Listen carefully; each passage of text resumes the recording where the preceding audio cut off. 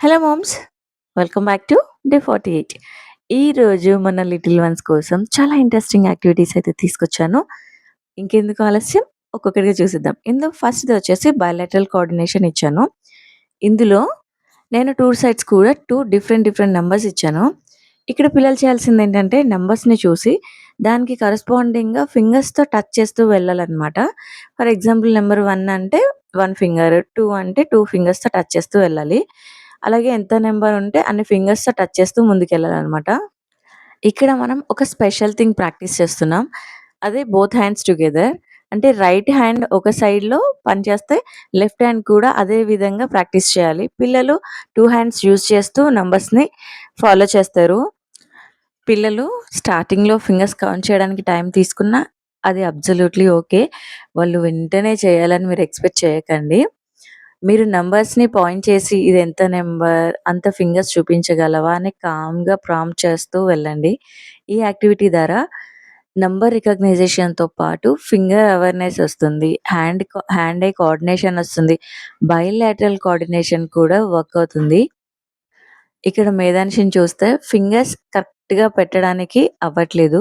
So, ఎవరికైతే పిల్లలకి ఇలాంటి ప్రాబ్లమ్ ఉంటుందో వాళ్ళకి కూడా ఇలా ఫింగర్స్ సెపరేట్ చేయడానికి ఇది ఒక మంచి యాక్టివిటీ లాగా అనిపిస్తుంది.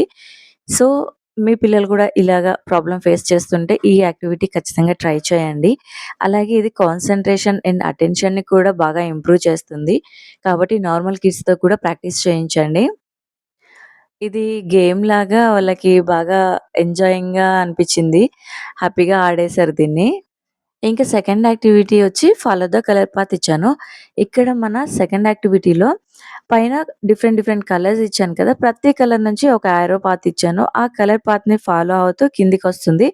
సో, చివర్లో కలర్ పాత్ అంతా ఒక బాక్స్‌లోకొస్తాయన్నమాట. ఇప్పుడు పిల్లలు ప్రతి కలర్ పాత్‌ని కేర్‌ఫుల్‌గా ఫాలో చేసి కింద ఉన్న బాక్సెస్‌లో ఆ రెస్పెక్టివ్ కలర్‌తో ఆ బాక్సెస్‌నయితే ఫిల్ చేయాలన్నమాట. ఇక చాలా ఇంపార్టెంట్ థింగ్ ఏంటంటే కలర్‌ని మాత్రమే చూడకుండా కలర్ పాత్‌ని విజువల్‌గా వాళ్ళు ట్రాక్ చేయాలి. ఫర్ ఎగ్జాంపుల్ నేను ఒక సైడ్ ఒక పాత్ ఇచ్చాను. ఇంకో సైడ్ ఇంకో పాత్ మళ్ళీ మిడిల్‌లో ఇవి కూడా ఇచ్చాను కదా! సో, అది పాత్‌ని ఫాలో చేస్తూ కరెక్ట్‌గా కంప్లీట్ చేయాలన్నమాట. ఇది పిల్లల్లో విజువల్ ట్రాకింగ్, అటెన్షన్ అలాగే hand eye coordination and pencil కంట్రోల్‌కి మంచి ప్రాక్టీస్ ఒస్తుంది. ఇక్కడ పిల్లలు యారోని స్కిప్ చేసి డిఫరెంట్ బాక్స్‌కి లేదా డిఫరెంట్ కలర్‌కి వెళ్ళాలని ట్రై చేస్తే వెంటనే కరెక్ట్ చేయాల్సిన అవసరం లేదు. ముందుగా వాళ్ళ మిస్టేక్‌ని గుర్తించే అవకాశం వాళ్ళకివ్వండి. కలర్ ఎక్కడ వెళ్ళింది చూడు, ఎక్కడన్నా మిస్ అయిందా అని జెంటిల్‌గా గైడ్ చేస్తూ ఉండండి. ఇది నేను ఇద్దరికీ కలిపి ఒకటే ఇచ్చాననమాట. అంటే ఇద్దరు కలిసి ఈ యాక్టివిటీని కంప్లీట్ చేశారు.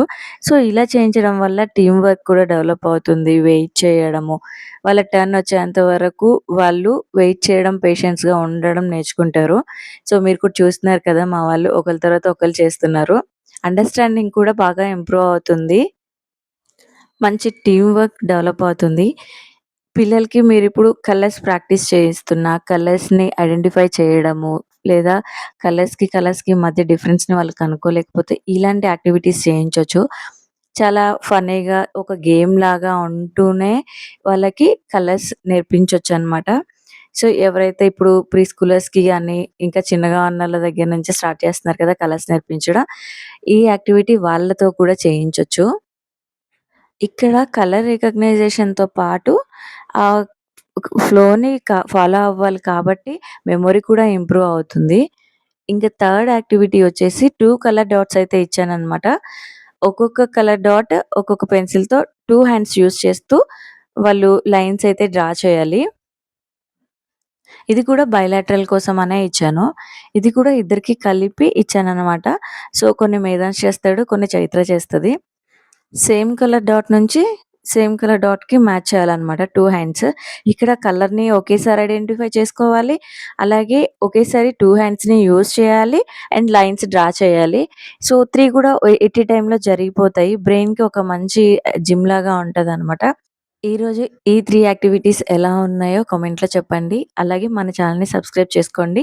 ఇంకొక మదర్‌కి షేర్ చేయండి. Thank you for watching.